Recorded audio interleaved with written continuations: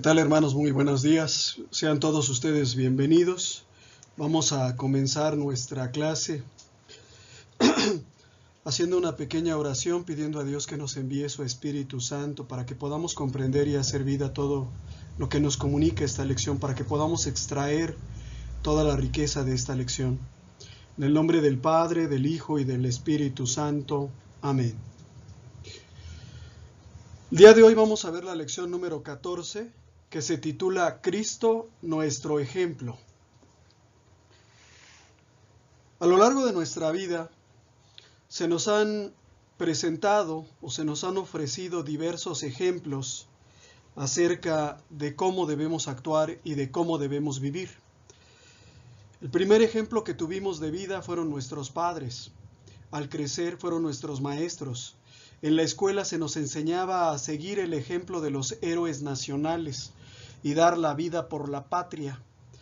Algunos políticos se presentan también como ejemplos de lo que nosotros deberíamos de ser o de hacer. Entonces, en la vida se trabaja con diversos ejemplos.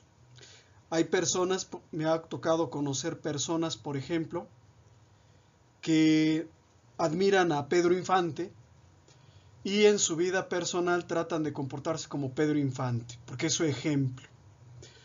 Otros, pues, se basan en algún personaje de película o de novela, a quien toman por su ejemplo y tratan de ajustar su vida a lo que ese personaje les enseñó. Bueno, pues el día de hoy vamos a ver que el ejemplo de lo que un cristiano es o debería de ser es Cristo. Cristo debería ser el arquetipo, la norma de la forma como tú y yo deberíamos de comportarnos. Eso es lo que nos dice el título de la lección. Entonces, fíjate, además del padre de la patria, además del político que te agrada, además de los héroes de las películas, ¿verdad? Como por ejemplo Superman, pues está Jesús, está Cristo. Y nosotros deberíamos de ajustar nuestra vida y nuestras acciones a lo que Cristo nos enseñó. Por eso el subtítulo dice: la imitación de Cristo nos previene contra la tentación y el pecado. ¿Sí? En otras palabras, si nosotros queremos vencer la tentación y queremos vencer el pecado, ¿qué tenemos que hacer? Pues vivir como Cristo nos enseñó. Pero no se trata aquí de una imitación simiesca en donde si Cristo se rasca la cabeza, yo también me voy a rascar la cabeza. No. Se trata de comprender en profundidad la persona y las enseñanzas de Cristo para yo hacer lo mismo. ¿Qué sucedería, por ejemplo, o qué sucede con algunos cristianos que se proponen hacer una imitación simiesca de Cristo? ¿Verdad? Bueno, pues que tarde o temprano, como vulgarmente se dice, enseñamos el cobre. Demostramos quiénes somos verdaderamente en determinadas situaciones de la vida. Por ejemplo, ¿verdad? Yo puedo hacerme a la idea de presentarme ante ustedes como un buen padre de familia, ¿sí? O como un buen cristiano. Pero un día uno de ustedes va a mi casa y descubre que no soy lo que pensaban, ¿no? Hace unos días, por ejemplo, a un pastor protestante, bueno, no días, yo creo que ya semanas, a un pastor protestante le pasó una cosa. Él estaba predicando por internet, le pide a su esposa, que era la que lo estaba ayudando a tomar el video, así como este video precisamente, le pide que apague la cámara. La mujer se equivoca, no la apaga, la cámara se queda prendida. El hombre se acerca a ella, le dice una grosería y le da un golpe en la cara. Y la llama, pues ya te imaginarás. Entonces, eso es lo que pasa cuando tratamos de imitar a Cristo de una manera simiesca, sin razonar y sin reflexionar por qué Jesús perdonó a la adúltera. ¿Sí? ¿Por qué comía con pecadores? ¿Por qué para él hacer un milagro en sábado no tenía nada de malo? ¿Sí? ¿O por qué ayudaba a personas que incluso no pertenecían al pueblo de Israel? ¿Por qué cuando sus discípulos le dijeron, vimos a uno expulsando demonios en tu nombre y se lo tratamos de prohibir? Jesús les dice, pues no lo hagan. ¿Por qué lo hacen? Entonces eso es lo importante, ¿no? Que nosotros nos compenetremos en Cristo, imitarlo para vencer la tentación y el pecado. ¿Qué es la tentación? Aquí hago otro paréntesis. La palabra tentar en nuestro ámbito cultural, pues es sinónimo de tocar, ¿verdad? Pero en el contexto bíblico, la tentación es la ocasión de pecado. Por ejemplo, imaginémonos a una persona que es muy pobre, que tiene un salario muy bajo, ¿verdad? Y un día entra a la oficina de su jefe y descubre que hay un billete de 50 pesos sobre el escritorio. ¿Sí? Ese billete es una tentación, es la ocasión de pecar. ¿Sí? Entonces, eso es la tentación. A veces en la Biblia también se le llama prueba. No porque Dios nos esté probando, Dios no prueba a nadie, sino porque está ahí la ocasión de caer en pecado. Entonces, para vencer la tentación y el pecado, ¿qué es lo que tenemos que hacer? Imitar a Cristo. Ese es el hilo conductor de esta lección. Antecedentes. Habíamos visto que Jesús fue igual a nosotros en todo, menos en el pecado. Tan fue igual a nosotros Jesús que pasó por todas las etapas y circunstancias de la existencia humana. Nació, fue niño, fue adolescente, fue un hombre maduro inclusive. Dios quiso que así fuera para facilitar nuestra conversión y perseverancia en el bien. ¿Por qué? Porque Cristo, en cada momento de su vida, desde la cuna hasta la cruz, es nuestro ejemplo. En la cuna, Jesús nace de la manera más humilde. El Hijo de Dios, el Rey del universo, que muy bien hubiera podido nacer en un palacio, prefiere nacer en la humildad de un establo y desde ahí ya está dándonos ejemplo. Y en la cruz, ¿verdad? Jesús a nadie ofende, a nadie insulta y antes de morir, ¿verdad? Entrega cuentas al Padre junto con su alma. Todo está cumplido. He hecho lo que debía. Entonces Jesús es un ejemplo muy valioso, ¿sí? Aunque el mundo nos ofrece otros ejemplos. Si ustedes se fijan, por ejemplo, en las revistas populares, se habla mucho de la vida de los artistas, ¿no? De cómo nos dieron un ejemplo de hacer esto, de hacer aquello, de vencer a las drogas, ¿verdad? O al revés, de caer en las drogas. Bueno, pues un ejemplo más valioso que cualquier otro ejemplo es el de Cristo. En la televisión, por ejemplo, hay programas que nos hablan de la vida de los grandes millonarios, ¿verdad? Aristóteles Onassis. ¿Cómo le hizo levantándose desde la humildad de un empleado telefónico en Buenos Aires, Argentina, hasta manejar un imperio industrial con barcos, aerolíneas y cantidad de cosas, ¿no? Y nos lo ponen como ejemplo. O por ejemplo, se hacen canciones de los narcotraficantes aquí en México, ¿verdad? Se narran sus andanzas, sus batallas, que los ayudan a pasar de ser humildes campesinos, humildes maestros de escuela, a hombres ricos y poderosos. Soy el jefe de jefes, ¿verdad? Entonces, hay muchos ejemplos, pero el ejemplo más importante que tú vas a ver el día de hoy es Cristo. Contemplando la vida de Cristo y reflexionando sobre ella, vamos a encontrar algo muy importante que es el camino para volver a Dios. Entonces, el camino para volver a Dios no lo voy a encontrar yo por mi propio raciocinio o siguiendo las veleidades de mi propio gusto, ¿verdad? No lo voy a encontrar o no lo voy a hacer a mi modo. Rehacer mi relación con Dios, regresar a la casa del Padre, es algo que yo voy a hacer solamente siguiendo un camino, y ese camino no soy yo, ni tampoco eres tú. El camino, ¿cuál es? Cristo. Jesús dice de sí mismo, yo soy el camino, la verdad y la vida. ¿Quieres regresar al Padre? ¿Quieres reencontrarte con el Padre? Cristo es el camino. Sí, pero es que duele, es que la exclusión, pues sí, pero es el camino. Y vamos a comenzar hablando de Jesús ante la tentación. Jesús, al igual que todos nosotros, también se enfrentó a la tentación. Por ejemplo, ¿verdad? Cuando Jesús está en la cruz, está siendo crucificado, ¿verdad? Los sumos sacerdotes y escribas le increpan, le gritan, bájate de la cruz y creeremos en ti. ¿Qué más puede querer un hombre que está sufriendo tanto que bajarse de la cruz? Esa es una tentación. O sea, si tú desobedeces la palabra del Padre, si tú, ¿verdad?, no cumples tu misión redentora, vamos a creer en ti. ¿Quién sino Satanás pudo poner en la boca de los sumos sacerdotes esa frase, ¿no?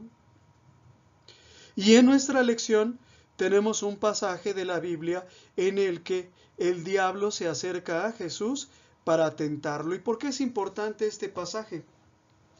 Porque al enfrentarse a la tentación, Jesús nos da el ejemplo de cómo podemos resistirla. Por eso es importante. Entonces, fíjense ustedes bien, la tentación es la oportunidad y la invitación para pecar que nos ofrece el diablo. Por ejemplo, ¿verdad? Tengo necesidad económica, ¿verdad? Y me encuentro una cartera. Sé de quién es, pero estoy dudando si la devuelvo o no. Esa es una tentación. Acaba de entrar una compañera nueva de trabajo, una muchacha joven, 25 años, muy guapa y me hace ojitos. Esa es una tentación, ¿verdad? Entonces, hay muchas tentaciones, ¿sí? ¿Qué es la tentación? Pues es la invitación para pecar, creada por el diablo o creada por las circunstancias, por lo que quieras, pero muchas de las veces el ser humano está ante el trance de decidir si obedece o no obedece a Dios. Ya les he contado muchas veces la historia de Laurita, ¿verdad? Laurita estaba muy enamorada de Fernando, ¿verdad? Fernando era un chico guapo, atento, detallista, de ese del que todas las muchachas se enamoran. Un día Fernando le pide que sea su novia, se hacen novios, pasa el tiempo y Fernando le pide que sea su esposa. Laurita está feliz, se siente en un sueño, realmente está viviendo pues algo que ella le hubiera gustado desde hacía mucho tiempo. De pronto un día se entera que Fernando es casado y tiene que decidir entre ser fiel a Cristo y rehusar una relación adúltera, ¿verdad? O pues simplemente dejarse llevar y caer en la tentación que se le está presentando. Entonces, nosotros regularmente asociamos la tentación con algo negativo, y de hecho sí lo es, pero la tentación también es la oportunidad de superar nuestros pecados. Hay un libro muy bonito, ojalá lo puedan leer algún día, de Tomás de Kempis. Se llama La imitación de Cristo. Ahí Kempis dice, la tentación es buena porque nos demuestra de qué estamos hechos. Es muy fácil decir que yo le voy a ser fiel a mi esposa porque todavía no llega la chamaca de 25 años que me coquetea. Pero vamos a ver cuando llegue, ¿verdad? Lo mismo con las mujeres. Es muy fácil decir soy una mujer felizmente casada y le voy a ser fiel a mi marido. Eso mientras que no llegue el güero de ojo azul. ¿Y si llega el güero de ojo azul? ¿Verdad? ¿Y si dejan las llaves pegadas al carro? ¿Y si la caja se queda abierta? ¿Y si me nombran jefe del departamento de contabilidad? ¿O peor aún, jefe del departamento de compras? ¿No? Entonces ahí es donde está la tentación. Entonces la tentación tiene una utilidad. ¿Por qué? Porque en su rechazo hallamos ocasión de mérito para la vida eterna. Nos muestra quiénes somos realmente. ¿Sí? Habemos algunos, desafortunadamente, que en la primera tentación que se nos presenta caemos, ¿verdad? Vamos caminando por la calle, a una persona se le cae algo como un papel, nos acercamos, vemos que es un billete de 50 pesos y agárralo y llévatelo. No le decimos nada, caemos en la tentación. ¿Sí? Caemos en la tentación. Entonces, muchas veces se nos demuestra que somos frágiles, que somos débiles, que no resistimos las ocasiones de pecado.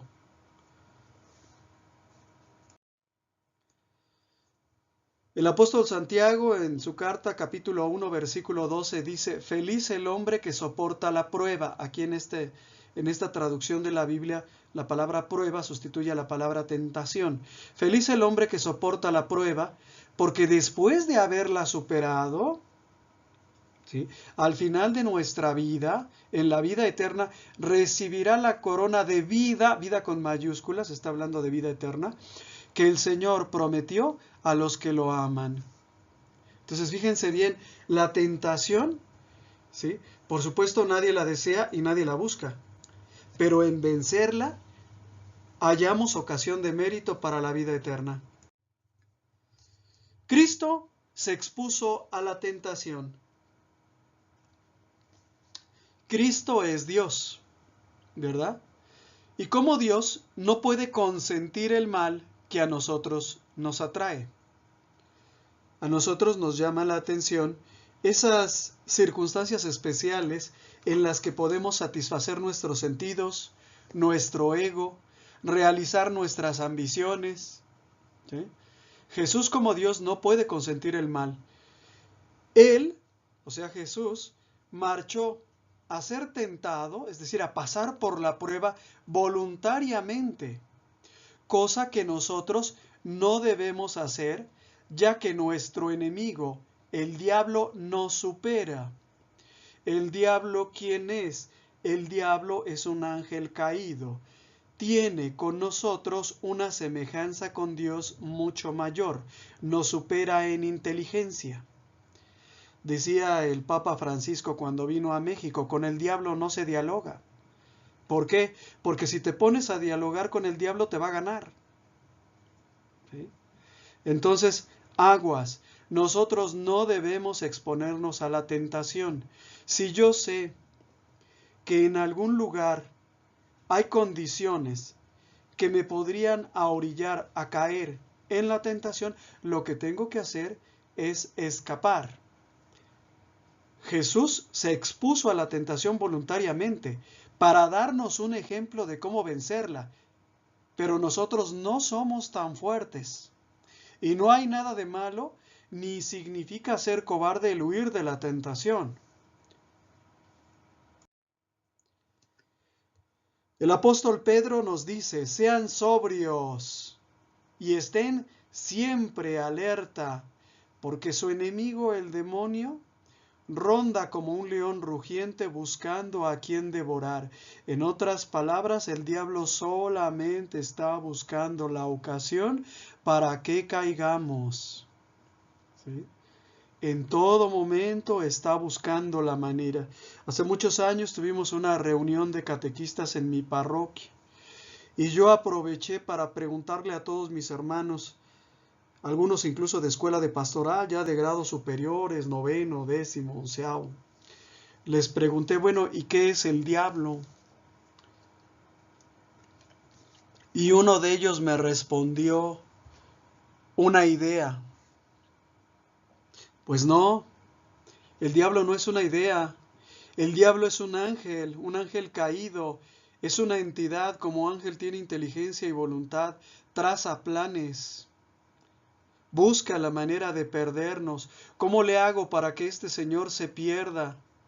Pues vamos a mandarle una chamacona. ¿Qué crees, que no cayó en la lujuria? Vamos a mandarle dinero, a ver qué hace ahora que tenga mucho dinero después de haber sido pobre. Vas a ver que se va a enloquecer y hasta drogadicto se va a volver. ¿Qué crees, que resistió el dinero? Vamos a darle poder. Vamos a nombrarlo sacristán de la parroquia para que comience a humillar, para que comience a aplastar a sus hermanos. ¿Qué crees? Que le encontramos. Eso es lo que lo pierde, el gusto por el poder. Lo encontró. Entonces el diablo busca la manera de perdernos, nos conoce, conoce nuestras debilidades, él ya sabe. Este es avaricioso, este es lujurioso, ¿sí? Este es miedoso. Entonces ya sabe por dónde nos va a llegar. Cristo, la persona de Cristo es una persona muy particular. Decíamos al iniciar esta clase que fue parecido a nosotros en todo, menos en el pecado. Es decir, en Cristo no había duda, en Cristo había certeza. Mientras que para mí y para ti hay dudas, para Él no lo era. Tú y yo todavía nos dedicamos a discutir si hay o no hay vida eterna. Jesús ya sabía que hay vida eterna. Tú y yo a lo mejor ponemos en duda que el Padre nos ama. Para Cristo Él ya sabía que el Padre nos ama. ¿Sí? Que el Padre quiere nuestro bien, Él ya lo sabía. Mientras que tú y yo estamos discutiendo si hay mandamientos de la Biblia que deberíamos de cumplir y hay mandamientos que no, Jesús ya sabía que el Padre nos mandaba esto por amor a nosotros. En Cristo tampoco había esa inclinación por el pecado que los seres humanos manifestamos desde temprana edad. Tú ves al niño jugando con un juguete, ¿verdad? Llega el otro y le dice, ¿me prestas tu carrito? Y el niño dice, no, es mío. ¿Sí? Es decir, esa inclinación al mal Cristo no la tenía, nosotros sí la tenemos. El apetito desordenado, los deseos desordenados. Es normal que una persona que no haya comido desee comer. Pero ¿qué son nuestras barrigas sino la manifestación de manera descarada de que no sabemos controlar nuestros apetitos? ¿Sí? O sea, comemos porque lo necesitamos, pero más allá del punto en el que estamos satisfechos. El ser humano hace eso. ¿Sí? Lo mismo con nuestros apetitos sexuales. Los animales también tienen apetitos sexuales. ¿Sí? A propósito, muchos creen que la sexualidad es una necesidad. No, es un apetito, ¿eh? O sea, si no tienes relaciones sexuales no te vas a morir. ¿Sí? La sexualidad es un apetito. Entonces, los seres humanos no somos así, ¿verdad? Los animales una vez que pasa su periodo de reproducción, bueno, pues ya están tranquilos, ya no sienten más deseos. Nosotros los seres humanos no. ¿Sí? ¿Por qué? Porque nuestra sexualidad, así como nuestra alimentación, como nuestro sueño, nuestra sexualidad se puede llegar a desordenar. Eso no lo había en Cristo. Ni la duda, ni el gusto por el pecado, ni la inclinación al mal, ni el apetito desordenado.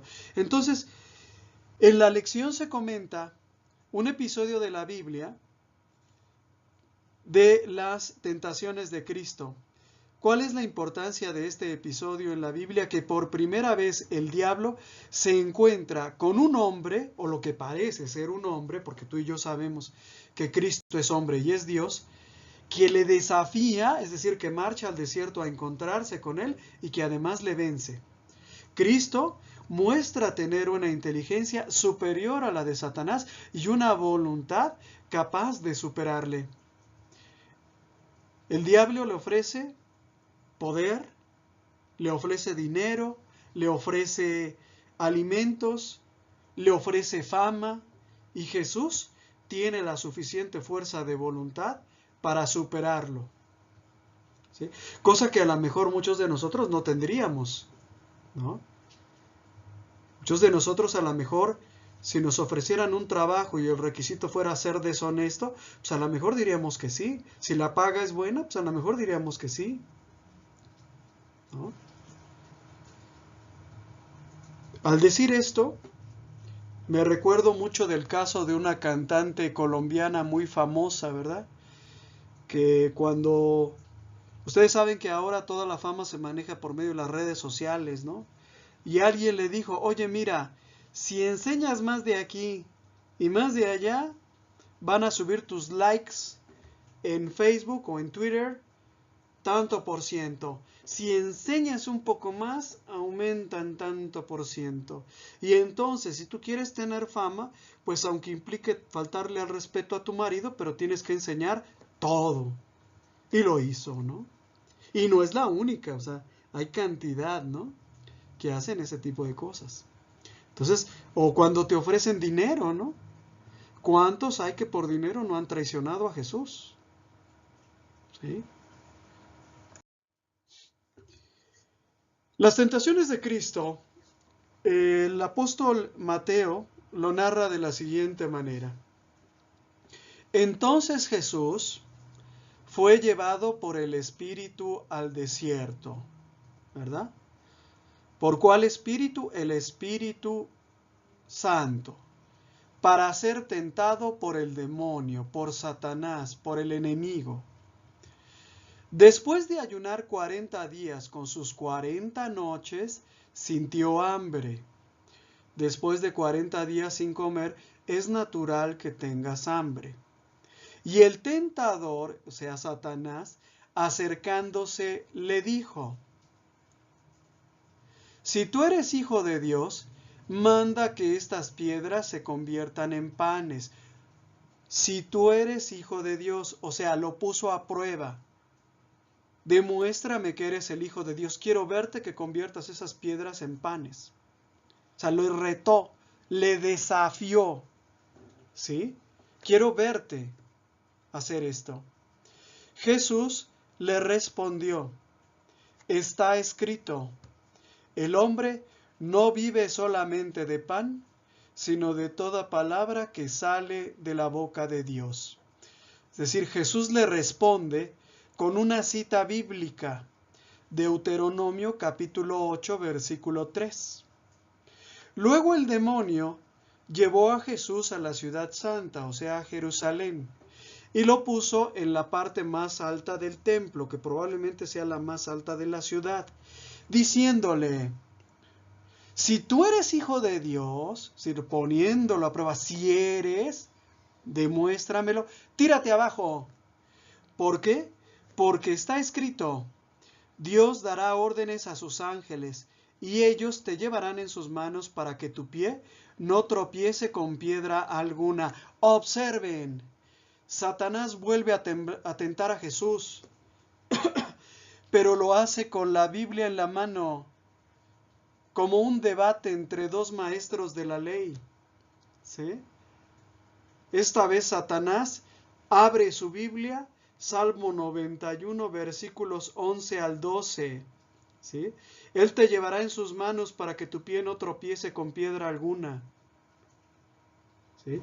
Por eso a veces decimos que el primer protestante fue Satanás, porque fue el primero que utilizó la Biblia para atacar a la verdad.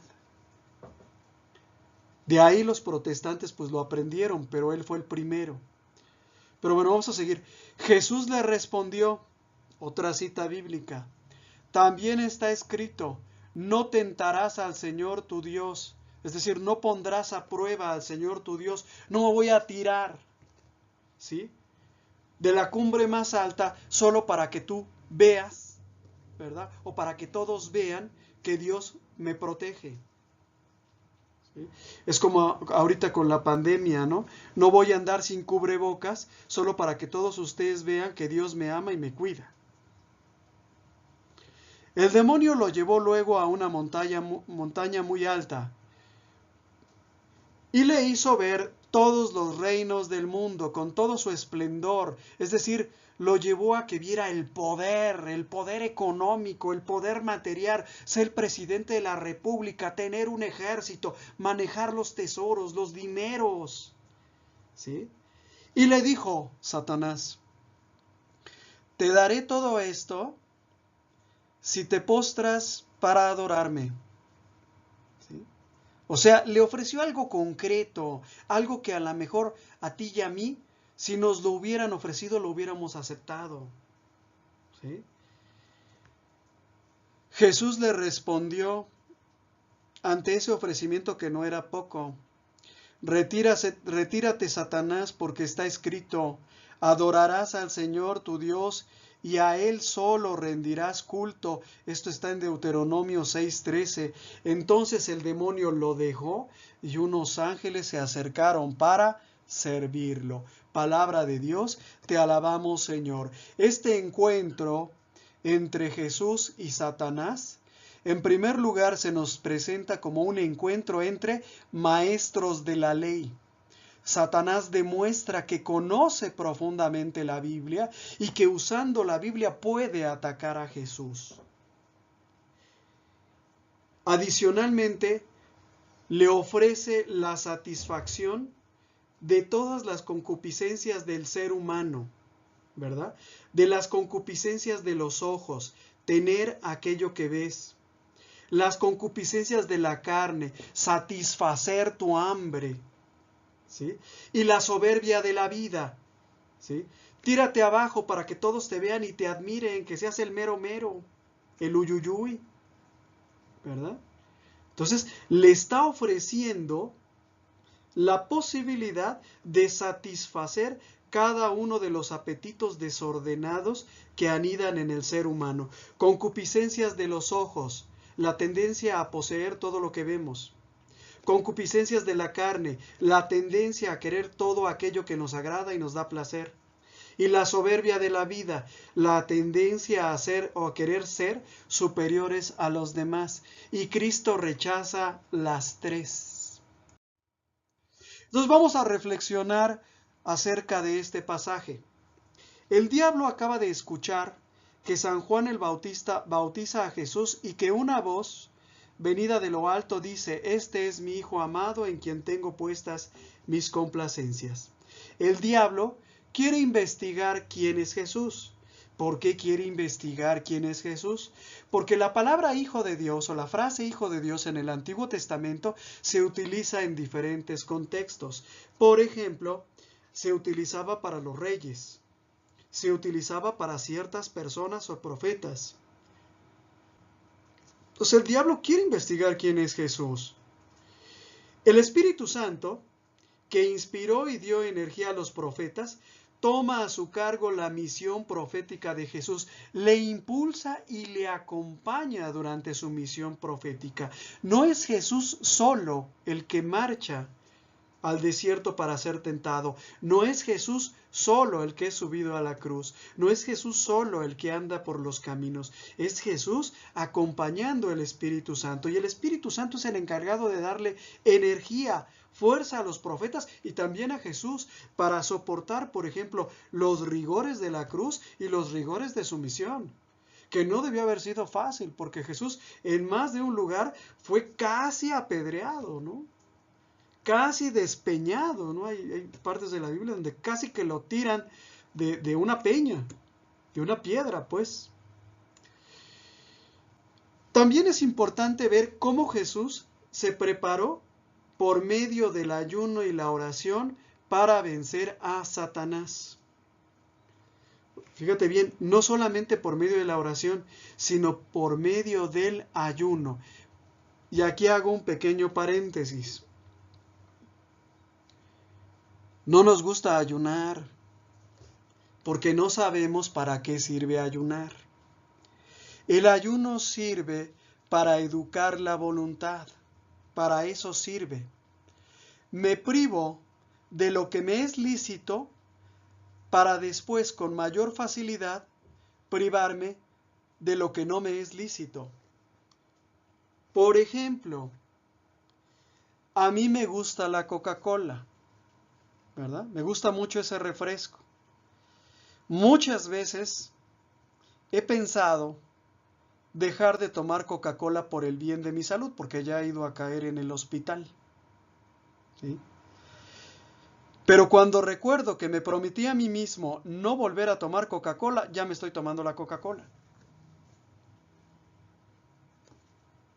¿Cómo va a poder vencer la tentación un hombre que se enfrentó a una Coca-Cola y la Coca-Cola le venció? ¿Sí me entiendes? ¿Cómo va a poder resistir tomar el dinero que no es suyo? No acercarse a la mujer de otro, aquel que fue vencido por una Coca-Cola. ¿Sí me entiendes? Entonces, el ayuno es muy importante. Aunque nosotros en Semana Santa buscamos la forma de darle la vuelta, ¿verdad? No, el ayuno no es de carne completamente, es de carne roja, pero podemos comer carne blanca. En resumidas cuentas, seguimos comiendo carne. ¿Por qué? Porque no nos gusta ayunar, pero el ayuno tiene una utilidad. Y el ayuno Jesús lo acompaña de la oración, de la comunicación con Dios. Si te fijas, no es solamente oración, también es el ayuno, y así es como se vence a Satanás. Qué hermosas nuestras lecciones, ¿verdad? Yo dando estos temas, comienzo yo también a repasar la lección y me acuerdo de muchas cosas que yo tendría que haber hecho desde hacía tiempo. Vamos a hablar ahora, acerca de la tentación en la persona de Cristo. Y surge aquí una pregunta muy interesante. ¿Por qué el Señor, por qué Jesús, en un acto libre y espontáneo, se prestó para ser tentado? ¿Sí? ¿Por qué? ¿Por qué quiso pasar Él esa prueba? Bueno, pues por 3 razones. La primera, para hacer para nosotros un ejemplo ante la tentación. Ayuno y oración para vencer la tentación. Segundo, para que todos nosotros en Cristo obtuviéramos la victoria sobre el tentador. Cristo es el Hijo del Hombre. ¿Sí? Cristo, ¿verdad? Hombre, vence por primera vez al tentador. Y en él todos nosotros, ¿verdad? Obtuvimos la victoria. Porque por primera vez uno de nosotros venció a la tentación. ¿Ustedes se acuerdan cuando el hombre viajó por primera vez a la luna allá en el lejano 1969? Bueno, yo en realidad no había nacido en esa época, pero el astronauta que pisó por primera vez la luna dijo, es un pequeño paso para el hombre, ¿verdad? Pero un gran paso para la humanidad. Es decir, se asumió él como representante de toda la raza humana, de todo el género humano. Bueno, pues en Cristo también todos nosotros hemos obtenido la victoria sobre el tentador. No yo en lo personal, pero sí por medio de Cristo, ¿verdad? Hemos vencido. Y también quiso ser tentado para asemejarse en todo a nosotros, menos en el pecado. ¿Por qué? Pues porque Cristo era Dios, o sea, lo más fácil, pues era que nunca hubiera tenido pecado. Sin embargo, es muy fácil no caer en pecado cuando no eres tentado. Dice la palabra de Dios, no me acuerdo la cita bíblica, después se las busco. Hay quien no peca porque no le han dado la oportunidad, ¿no? O sea, hay quien no peca porque no le han dado la oportunidad, pero si se la dieran, muy probablemente caería. Entonces, si Jesús nunca se hubiera sometido a la tentación, lo mismo diríamos nosotros, claro, porque nunca tuvo tentación, pero deja que se le presente la güera, la tacón dorado, a ver si es cierto, ¿no? Deja que lo nombren publicano y que lo den a manejar los impuestos, deja que lo llame Herodes y que lo llame a cogobernar con él, te doy la mitad de mi reino, administralo tú, si dices que eres el rey, pues órale, ¿no? Entonces, Jesús acepta ser tentado para asemejarse en todo a nosotros menos en el pecado. Todos, absolutamente todos los seres humanos padecemos la tentación. Por eso el apóstol Pedro nos dice, resístanlo, o sea, al pecado, al mal, firmes en la fe, sabiendo que sus hermanos dispersos por el mundo padecen los mismos sufrimientos que ustedes. Todos estamos siendo tentados al mismo tiempo, unos de una manera, otros de otra, unos por medio del dinero, otros por medio de la enfermedad, otros por medio de una relación ilícita, otros por medio de la oportunidad de hacer un negocio sucio, de diferentes maneras, pero todos estamos sufriendo las mismas tentaciones. Continúa el apóstol Pedro, el Dios de toda gracia, que nos ha llamado a su gloria eterna en Cristo, después que hayan padecido un poco, porque no es para siempre, la vida humana es finita, los restablecerá y confirmará, los hará fuertes e inconmovibles. Palabra de Dios, te alabamos, Señor. Vean ustedes la pintura que aparece en pantalla, ¿verdad? Es una pintura de Jesús, pero ¿quién es el que lo está tentando? El diablo, ¿verdad? Tiene unos cuernos. Pero si ustedes se fijan, el diablo va vestido como sacerdote, ¿verdad? Va vestido como sacerdote. Entonces muchas de las veces la tentación brinca por el lado donde menos lo esperamos, ¿verdad? La comadre, el compadre, el amigo, la amiga, ¿verdad? Aquella persona que quizás jamás esperamos que fuera una ocasión de tentación, pues se convierte, ¿no? Un momento de tentación que todos nosotros hemos tenido como hombres, pues es por ejemplo cuando vamos a misa y hay una hermanita vestida de manera indecente, ¿verdad? Con ropa muy pegada o escotada. Pues es una tentación, ¿no? Que te invita a ausentarte de la celebración eucarística y a estar pensando otras cosas y a divagar. Entonces muchas de las veces, fíjate bien, yo puedo ser demonio para otros cuando yo constituyo una tentación para ellos. Y aquí es importante hablar, por ejemplo, en el caso que les mencionaba yo de la vestimenta femenina, aquí es importante hablar, por ejemplo, el caso de las mujeres de otras religiones, ¿verdad? Que se visten con ropas largas y holgadas. ¿Para qué? Para no ser ocasión de tentación para los hombres, ¿no? Entonces, se recurre a vestirse con discreción, en el caso de las mujeres y por supuesto también de los hombres, para no ser una tentación para el hermano, ¿sí? Todos estamos padeciendo la tentación de una o de otra manera. ¿Para qué nos sirve la tentación entonces? Pues para forjar al cristiano. Debemos de ser fuertes. Antes de vencer al mundo, primero tenemos que vencernos a nosotros mismos. Tenemos que hacer un recuento, un examen de conciencia y ver cuál es el pecado que nos cuesta trabajo, ¿verdad? Y luchar por desarraigar ese pecado que es el más frecuente en el que caemos. Soy muy chismoso, bueno, pues voy a luchar contra eso. Cuando ya lo haya vencido, bueno, pues soy chismoso y también avaro. Bueno, pues ahora vamos a luchar contra la avaricia. Primero nos tenemos que vencer a nosotros mismos. Nuestro verdadero enemigo está dentro de nosotros, no está afuera, ¿sí? Lo que hace Satanás simplemente es conocer tus debilidades, tu gusto por el poder, tus ansias de poder, tu lujuria, tu avaricia y alimentarlas, ¿no? Y darte eso que estás buscando. Como dicen por ahí, lo que buscas, encuentras. Si yo voy a la iglesia buscando dinero, voy a encontrar la manera de sacar dinero. Si yo voy buscando un amante, encuentras un amante. Si yo voy buscando poder, ¿verdad? Pues voy a encontrar poder. Entonces, ¿qué significa eso? Que primero me tengo que vencer a mí mismo.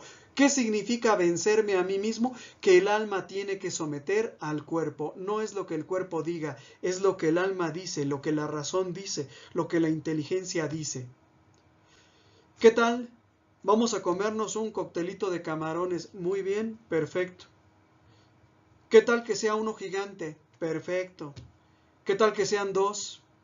¿Qué tal que sean dos cócteles gigantes y un vuelve a la vida? Ahí ya hay un claro desorden alimenticio, ¿sí?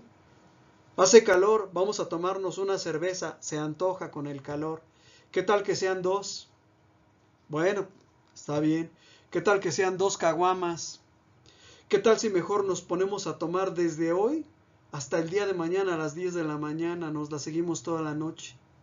Ahí ya está claramente el cuerpo sometiendo al alma, sometiendo al espíritu, ¿sí? No es malo comer, no es malo beber, ¿eh? El tema es cuando se vuelve algo incontrolable. Entonces, por eso hablábamos hace un momento del ayuno, pues para eso es el ayuno, para que el alma someta al cuerpo. Tenemos también que guardar los mandamientos y para eso los tenemos que conocer. Hay muchas personas que no saben que el adulterio es pecado, por ejemplo. Es que la vecina me hace ojitos y uno es hombre, o sea, uno es hombre. Pues es pecado, mi hermano, ¿sí?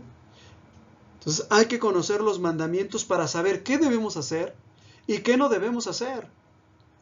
Debemos vivir la vida de la gracia. ¿Y qué es la vida de la gracia? Vivir en gracia es vivir en ausencia de pecado mortal. ¿Sí? En otras palabras, habiéndome reconciliado con Dios, habiendo reconocido mi pecado, ¿sí? Y acudir al sacramento de la reconciliación, penitencia o perdón de los pecados, como lo quieran llamar. Vivir la vida de gracia es vivir consciente de que ya no estoy en pecado mortal. ¿Sí? Eso es vivir la vida de la gracia. Entonces, fíjate bien, muchos se acercan a un curso bíblico, se acercan a la escuela de pastoral y quieren acercarse a Cristo sin vivir la vida de la gracia, sin comulgar, sin confesarse, ¿verdad? Frecuentemente. Entonces, pues así no se puede. Lógico que a la primera de cambio, en cuanto la tentación se me presente, pues voy a caer, ¿no? Voy a caer. Entonces hay que tomar en cuenta esto, ¿no? Antes de vencer al mundo, primero debemos vencer nosotros mismos. El alma debe someter al cuerpo, debemos guardar los mandamientos de la ley de Dios, el decálogo, y debemos de vivir la vida de la gracia, es decir, en ausencia de pecado mortal. Si ya cometí un pecado mortal, pedir perdón. Y si ya he sido perdonado, si ya he recibido la absolución, procurar no volver a caer. ¿Qué son las tentaciones o concupiscencias? Bueno, ya habíamos comenzado a hablar de este tema, pero ahora nos va a dar la oportunidad a la lección de hablar con más detenimiento. En sentido etimológico, la concupiscencia puede designar toda forma vehemente de deseo humano, todo deseo desordenado. Por ejemplo, ya son las 5 de la tarde, no he comido nada, deseo comer. ¿Es malo desear comer? Pues no, es una necesidad humana, ¿sí? ¿Qué tal que me coma una piececita de pollo? Pues sí, no tiene nada de malo. ¿O es malo? No, ¿verdad? No, no es malo. ¿Qué tal que sean 2 piezas? ¿Verdad? Que sean 2 piernitas de pollo. ¿Qué tal que sean las 2 piernitas y la rabadilla? ¿Verdad? ¿Qué tal que sea el pollo entero? ¿O qué tal 5 pollos rostizados? Y ahí ya estamos hablando de un deseo desordenado, ¿sí? Las inclinaciones sexuales, por ejemplo, en nosotros los seres humanos son naturales, ¿sí? Pero cuando nosotros ya no las podemos controlar, cuando son más fuertes que nosotros, entonces ya tenemos un problema, pues, de comportamiento, pero también estamos en presencia de una concupiscencia. ¿Qué es la concupiscencia? Toda forma vehemente de deseo humano, es decir, deseo incontrolado. La teología cristiana le ha dado el sentido particular de un movimiento del apetito sensible que contraría la obra de la razón humana. Es razonable que si tengo hambre me coma una pieza de pollo. Es razonable. 2, bueno, ya es un poquito exagerado, pero es razonable también. Si no he comido todo el día, pues a lo mejor tengo el estómago vacío. Pero comerme 5 pollos rostizados, eso ya es un exceso, ¿sí? Lo mismo, tomar una copita de vino después de comer, pues qué de malo puede tener. ¿Y qué tal que sean 5? ¿Y qué tal toda la botella? ¿Y si mejor toda la caja? ¿Sí? Un movimiento del apetito sensible que es contrario a la obra de la razón humana. ¿Por qué? ¿Por qué decimos que es contrario a la razón humana? Porque si yo me llegase a comer los 5 pollos rostizados, voy a acabar en el hospital.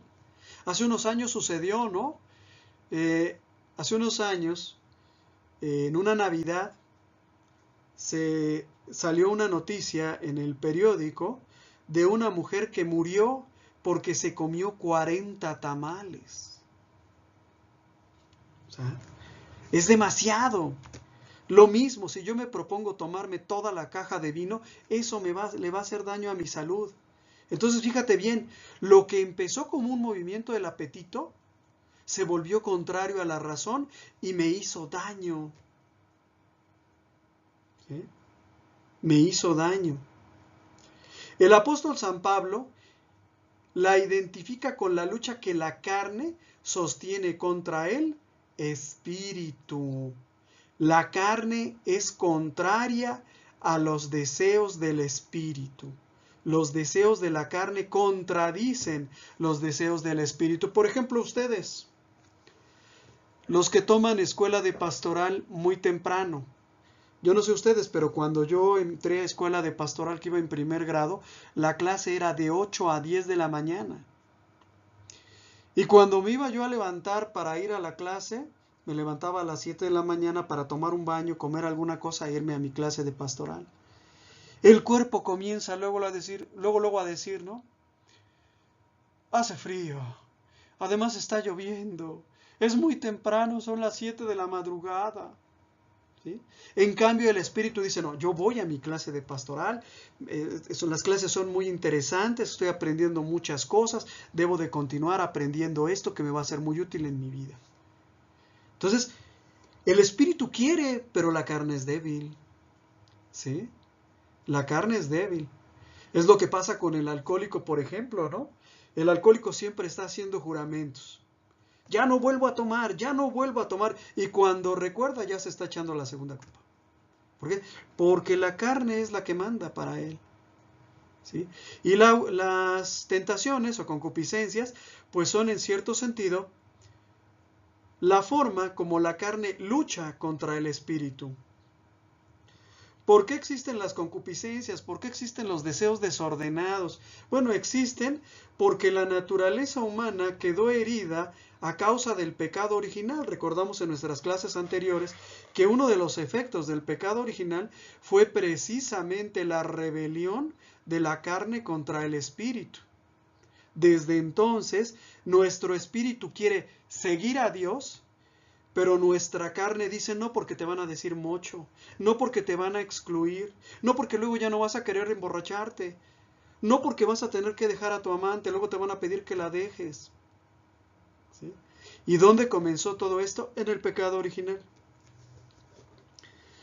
La concupiscencia o las concupiscencias desordenan las facultades morales del hombre y sin ser una falta en sí mismas, sí le inclinan a cometer pecados.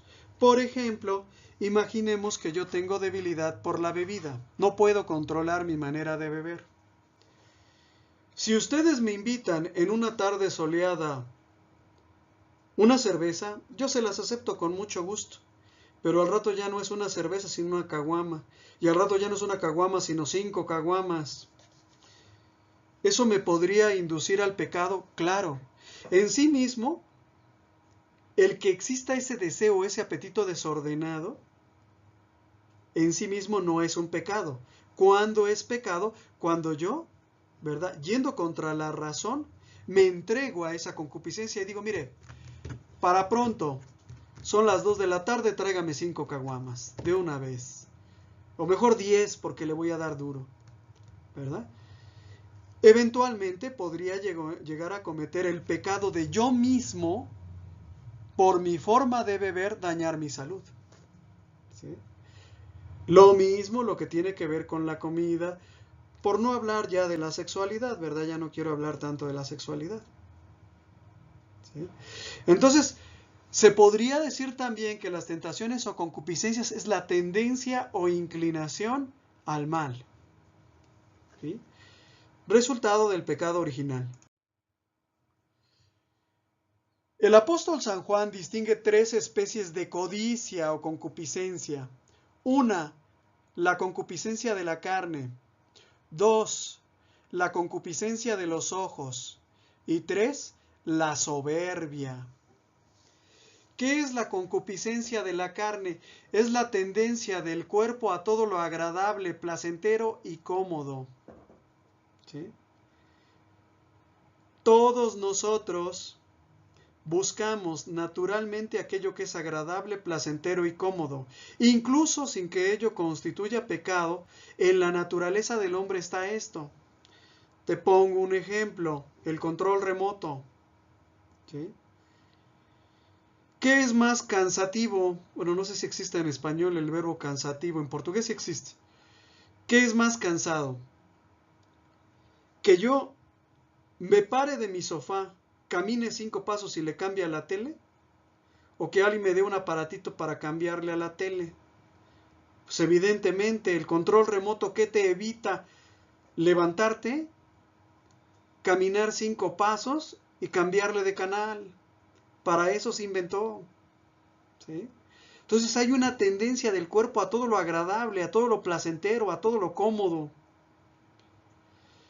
La concupiscencia de los ojos es la ambición de poseer todo lo que vemos, al grado que para tener algo llegamos a faltar tanto a la justicia como a la razón. Mi vecino se acaba de comprar un carro Suzuki muy bonito, nuevecito. Yo también quiero comprar uno. ¿Sí? Pero resulta que mi vecino gana 20,000 pesos al mes y yo gano apenas 5,000 y la mensualidad cuesta 4,000. ¿Qué voy a hacer? Pues a lo mejor ser deshonesto o a lo mejor privar a mi familia del alimento necesario para poder comprarme el mismo carro que se compró mi vecino. ¿Sí?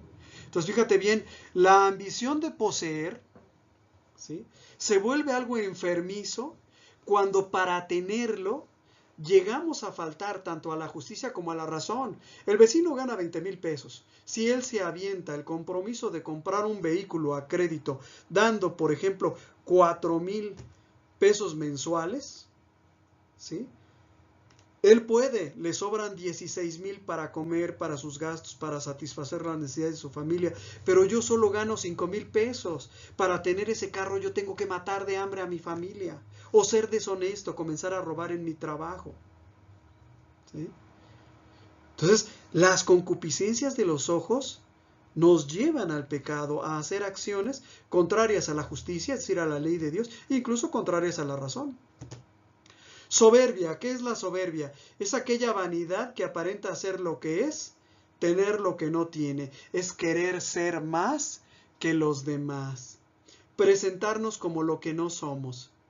El hecho de que yo dé estos temas no significa que yo sea más inteligente que ustedes. Yo estoy seguro que entre ustedes hay muchos que son mucho más inteligentes que yo, que tienen mucha más capacidad para explicar. No sé si ya se dieron cuenta, algunos tal vez ya se dieron cuenta, yo soy disléxico, en grado mínimo, pero soy disléxico. ¿Sí se han fijado? Que tengo una idea y de pronto como que me regreso.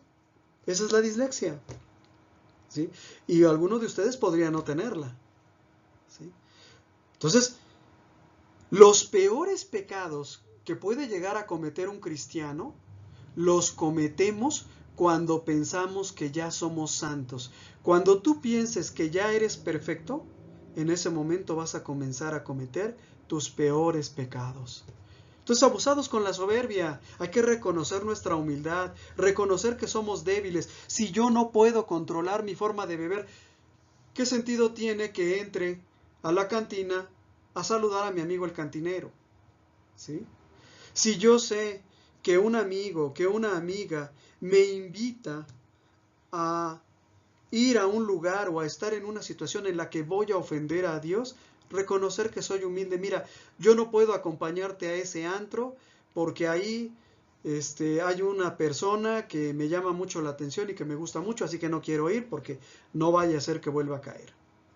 Hay que reconocer, ser humildes. ¿Sí? ¿Qué es la soberbia entonces? Aparentar lo que no somos, creernos lo que no somos. Es muy importante y la lección dedica un apartado a hablar de la soberbia. ¿Por qué es muy importante? Porque bien miradas las cosas, la soberbia es el origen de todos los pecados.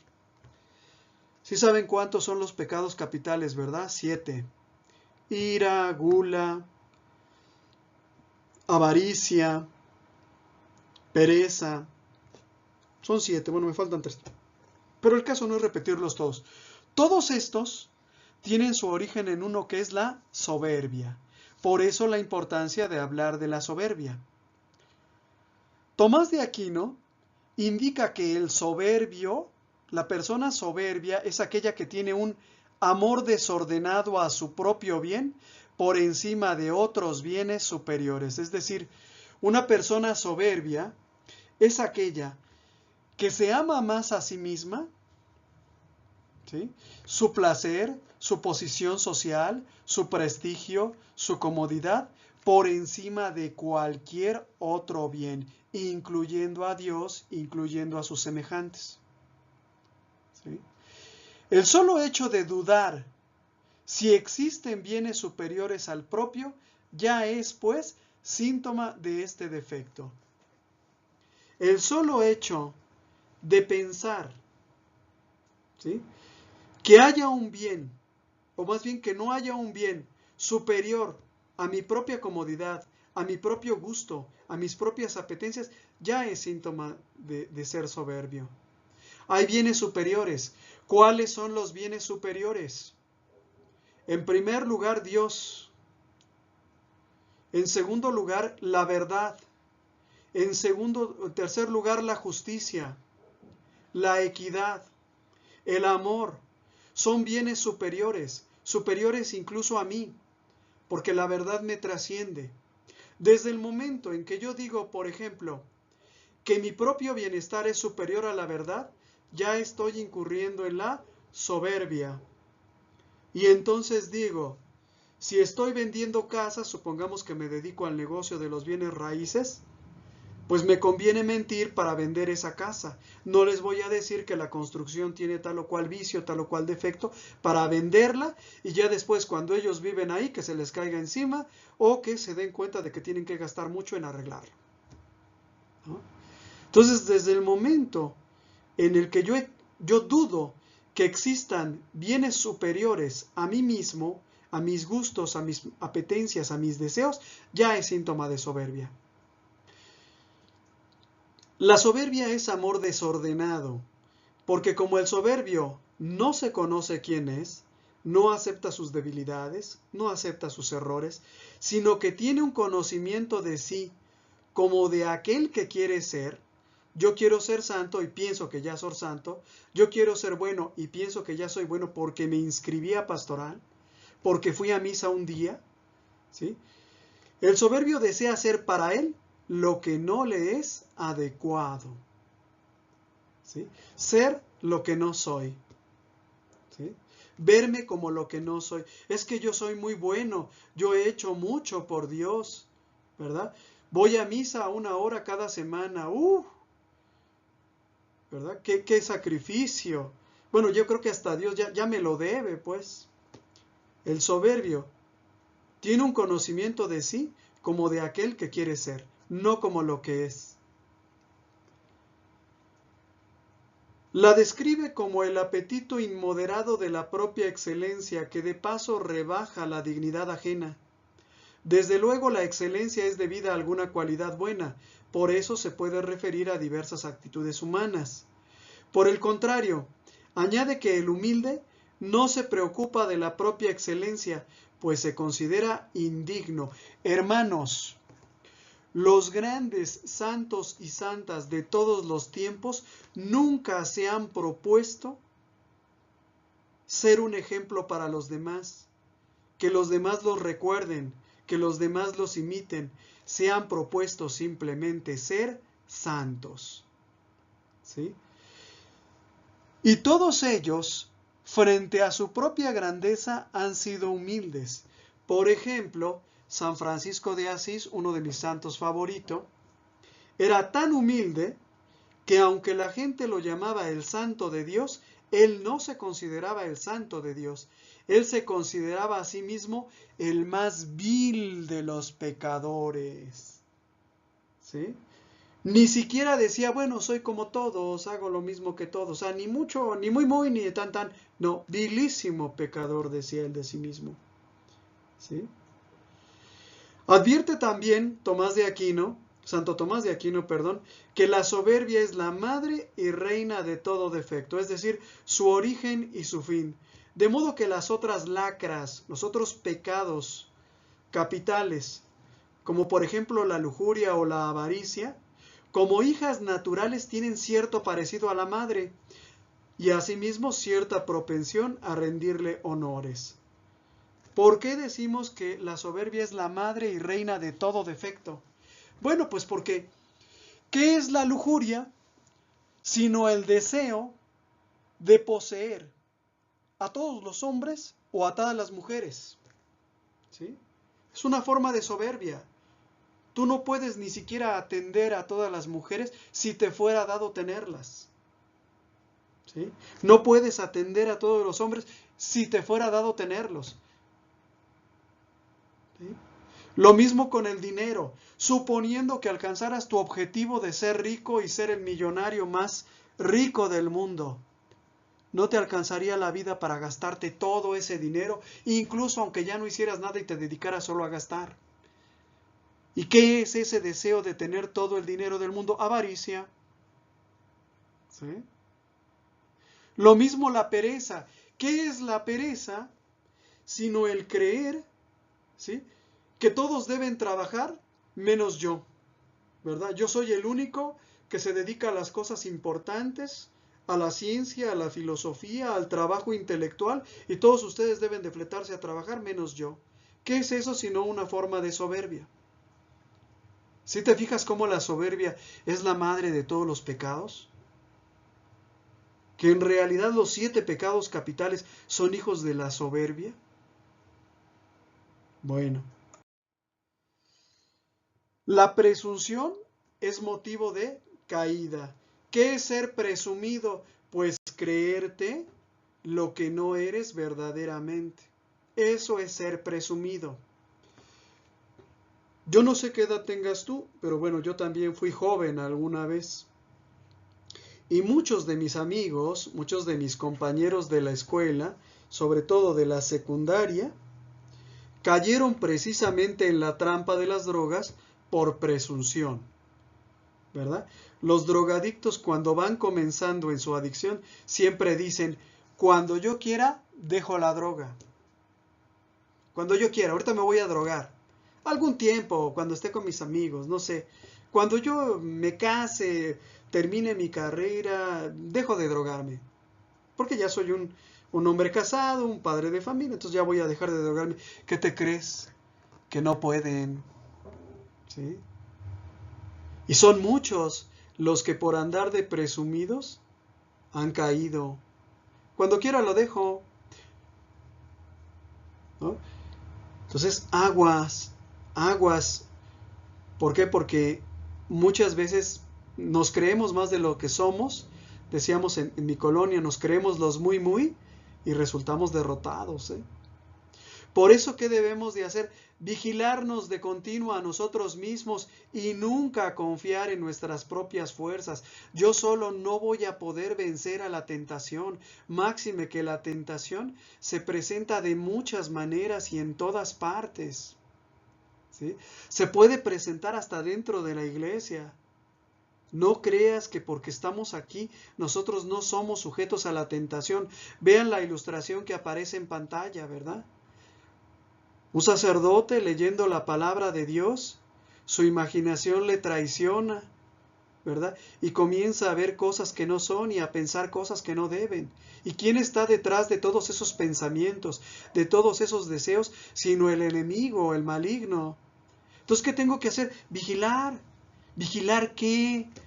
Pues vigilar qué pecados son los que cometo más frecuentemente. Soy enojón, chismoso, avaro, ¿sí?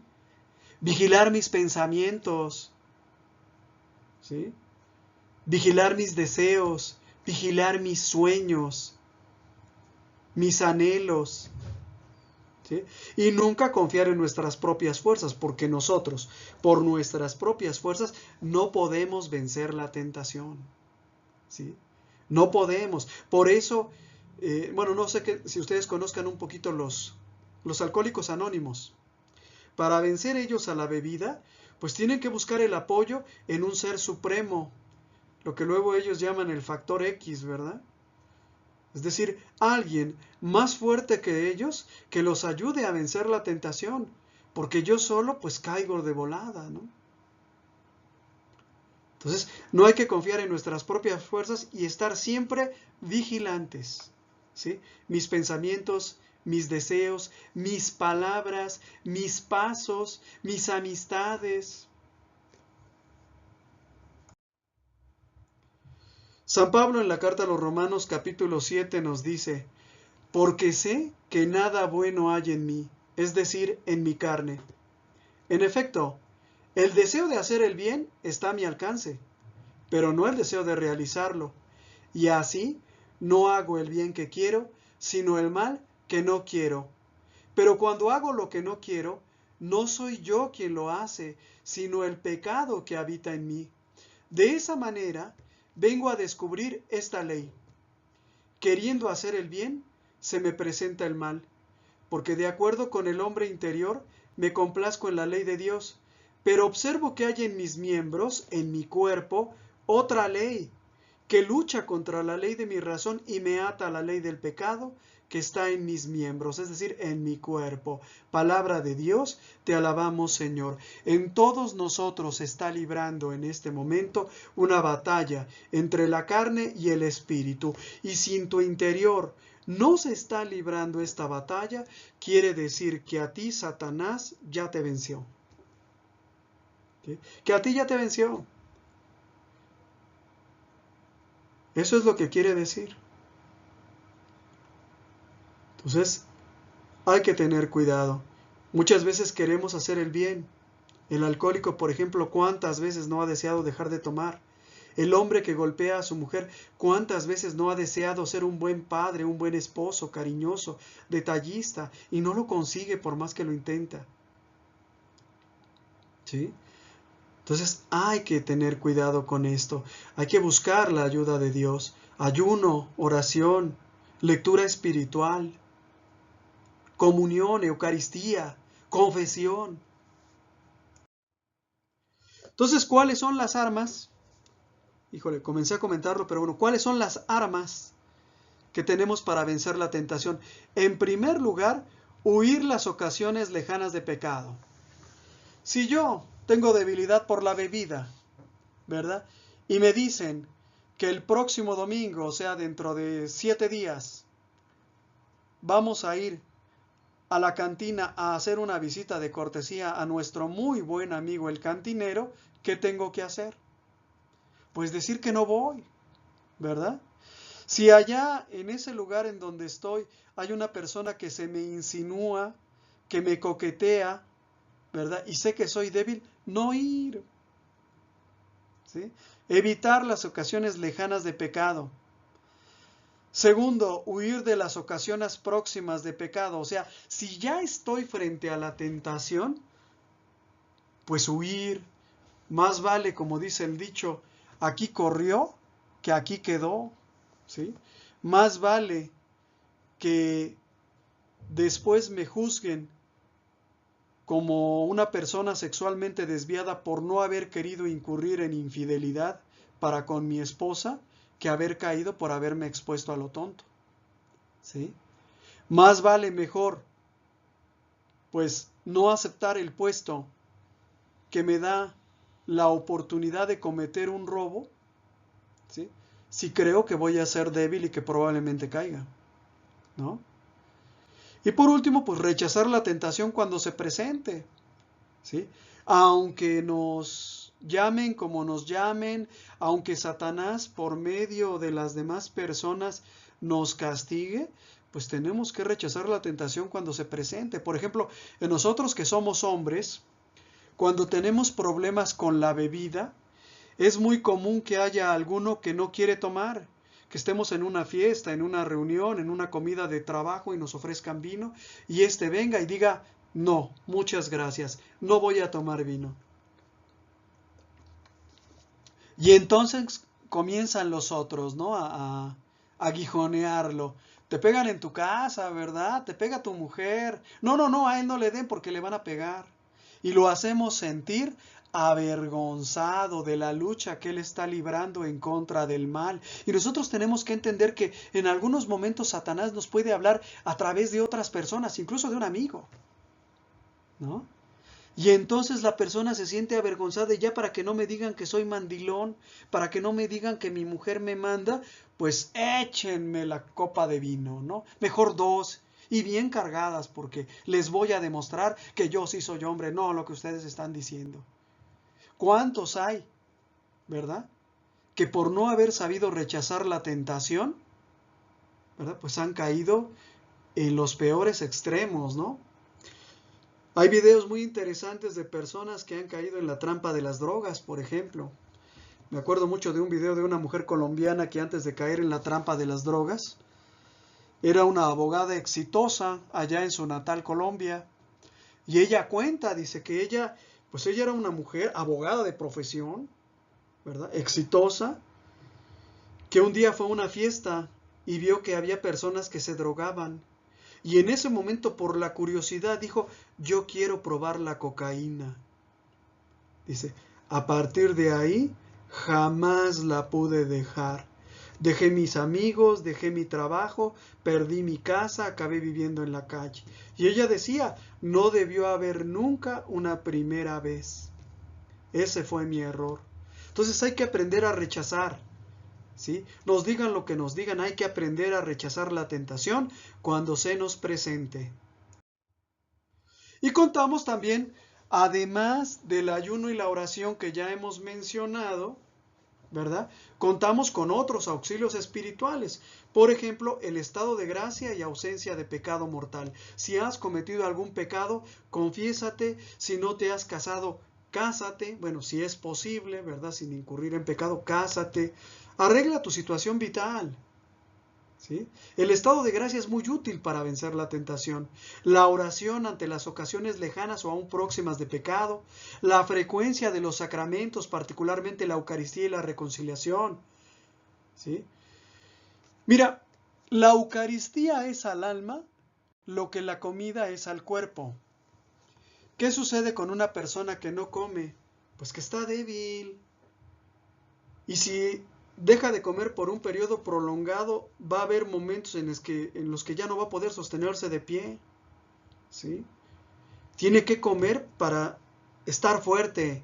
Bueno, pues precisamente en el campo de lo espiritual, la Eucaristía nos ayuda a resistir la tentación. ¿De dónde va a sacar la fuerza un hombre para rechazar una relación ilícita con una dama si no comulga? ¿De dónde va a sacar la fuerza una mujer para no hacer el mal si no comulga? Pues lógico que no va a tener fuerza. En cuanto me pongan frente a la tentación, caigo. ¿Sí? Entonces la Eucaristía es muy importante porque te fortalece espiritualmente. La Eucaristía no es un premio para los santos. La Eucaristía es también para nosotros que somos pecadores y que necesitamos fortalecernos porque sabemos que somos débiles. ¿Sí?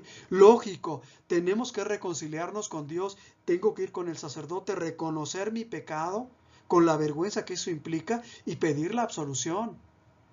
¿Sí? Pero después tengo que procurar frecuentemente. ¿Por qué? Porque si no, pues a las primeras de cambio voy a caer. Yo, por ejemplo, durante algún tiempo de mi vida cometí el error de comulgar solamente los fines de semana. ¿Y sabes qué? Que entre semana y semana es mucho tiempo sin comer, sin alimentarme del cuerpo y la sangre de Cristo. ¿Qué pasaba entre la semana? Que volvía a caer. ¿Por qué? Pues porque de domingo a domingo son más de 100 horas, ¿no? Y en esas 100 horas, si no caíste en la primera, caerás en la última. Somos débiles. Otro auxilio espiritual también es la devoción a la Santísima Virgen María, que es nuestro ejemplo de santidad. María no es Dios, es humana. Y como humana, puede también interceder ante su divino Hijo Jesucristo para que nos fortalezca y nos ayude a alcanzar la santidad. ¿Sí?